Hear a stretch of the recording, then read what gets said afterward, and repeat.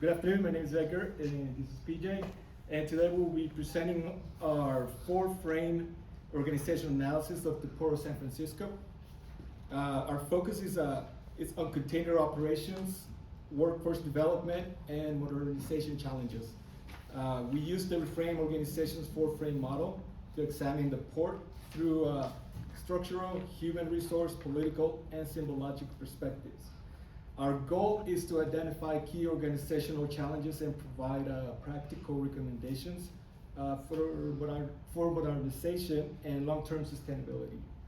And Peach is going to go through the recommendations first. So our first recommendation, it was highlighting the fact that there was a disconnect between the vision statement of the organization, their strategic plan, and overall their commitment to maritime cargo operations.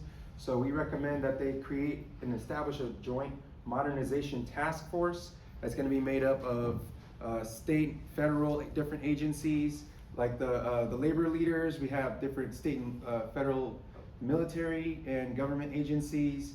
All of those are cross-sector agencies that have different authority with the use of waterfront space.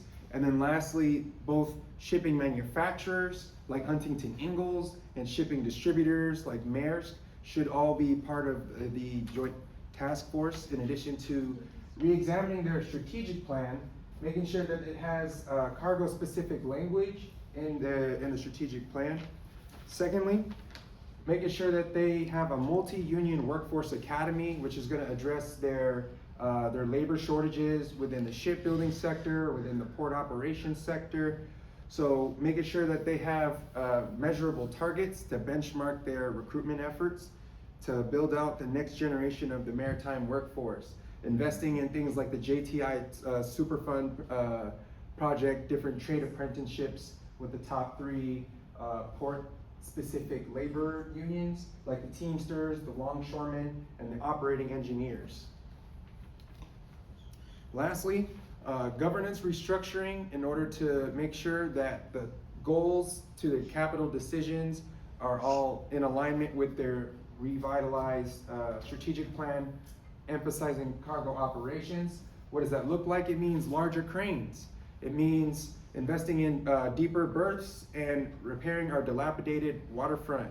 As right now we have, as Commissioner Stephen Engblom stated, about $18 billion worth of infrastructure protecting a $1 trillion economy here in San Francisco, but that is still, as the current port is situated, a boutique port, an economy of retail first. This isn't even addressing how the port's actual operations aren't able to allow for the large scale, what they call super Panamax container ships, which are now all going to Oakland and LA Long Beach.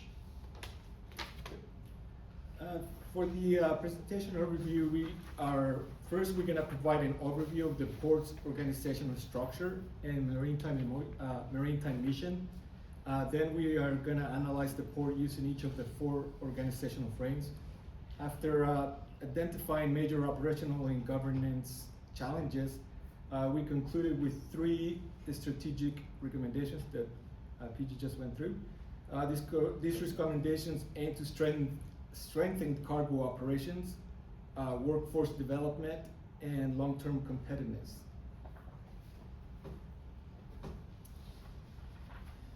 The Port of San Francisco overview. So basically, the Port of San Francisco manages 7.5 miles of waterfront and over 1,000 acres of property. It operates as a public enterprise agency for the city and county of San Francisco. Its mission is guided by the Burton Act of 1969, which prioritizes maritime commerce, navigation, fisheries, and recreation. Historically, San Francisco was a major cargo port, but container traffic shifted toward the Oakland and Los Angeles, Long Beach due to infrastructure advantages. Today, the port is balancing modernization efforts with major resilience investments like the Seawall Improvements Project. This creates tensions between preserving the port's historic identity and adapting to modern maritime competition. I will look at the structural frame. Through the structural frame, we examine the organization built around hierarchy, rules, and operational systems. Its governance is led by the 5-member port commission appointed by the mayor. The port operates under both the city politics and state maritime mandates, limiting flexibility. A major structural challenge is the aging infrastructure that PJ is going to go over through more detail later. Many piers are over 100 years old. Maintenance is underfunded, and cargo facilities struggle to compete with deeper modern ports. So modernization efforts like Permit SF are intended to improve efficiency in leasing systems. Therefore, the port's structure was designed as in a different era of maritime commerce. Thank you, Edgar.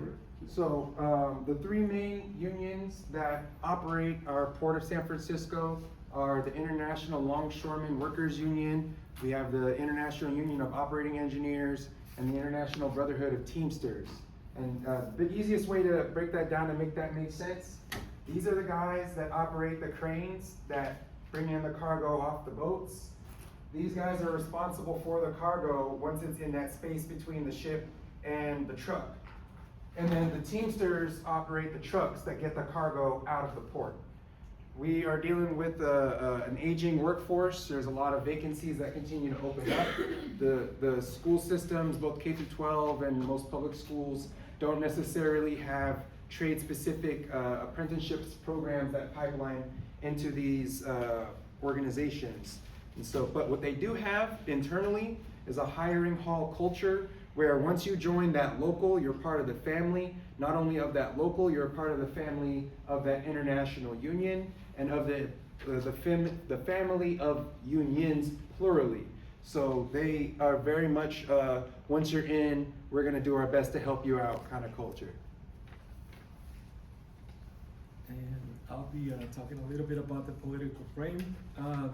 Basically, the political frame examines the power and conflict and competing interests. So for the port, it operates within a highly political and environment involving city hall, labor unions, environmental groups, federal agencies, and international shipping companies.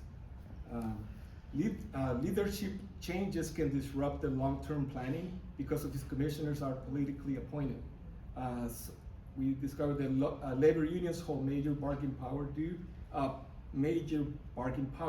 due to their influence over the West Coast cargo flow.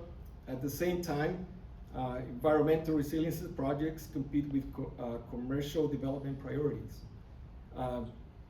Basically, modernization at the port is not just an engineering issue, it's also a negotiation among competition coalitions. All right, we're gonna speed up a little quick. So the symbolic frame, this city was built on the foundation of the Port of San Francisco. When those gold miners came to California, they had to come on a ship and they had to put their gold on a ship back out of here. The city was built on the infill that was the original coastline of San Francisco. And the city is steeped in history with the West Coast waterfront strike, historical buildings like the Fisherman's Wharf, Ferry Building, Pier 39, what Commissioner Willie Adams called beacons of the waterfront. This hiring hall tradition within the workforce development system that is part of the port culture, the port's vision of having a vibrant and diverse waterfront, which is what Commissioner Willie Adams said, we want everybody to feel welcome to come to the waterfront. And it's all part of the deep culture of the port with the city tied to the County of San Francisco. Go ahead, next slide. Some of the key challenges that we discovered were the infrastructure and competitiveness. Aging piers and shallow berths limit cargo competitiveness. Workforce transitioning, automation pressure are changing labor needs while the workforce continues to age. For governance and fragmentation, multiple stakeholders and political key layers, slow decision making, and identity and modernization. The port struggles to balance historic maritime identity with economic realities like offshore wind and blue economy initiatives. The full frame analysis reveals that these challenges are interconnected rather than isolated problems. Go ahead. And lastly, we are again emphasizing 3 recommendations: having a joint modernization task force, a multi-union workforce academy, and a governance restructuring that would allow the Port of San Francisco to pivot back towards a cargo-first maritime operations and making the Port of San Francisco one of the greatest and best ports in the entire world. Thank you very much.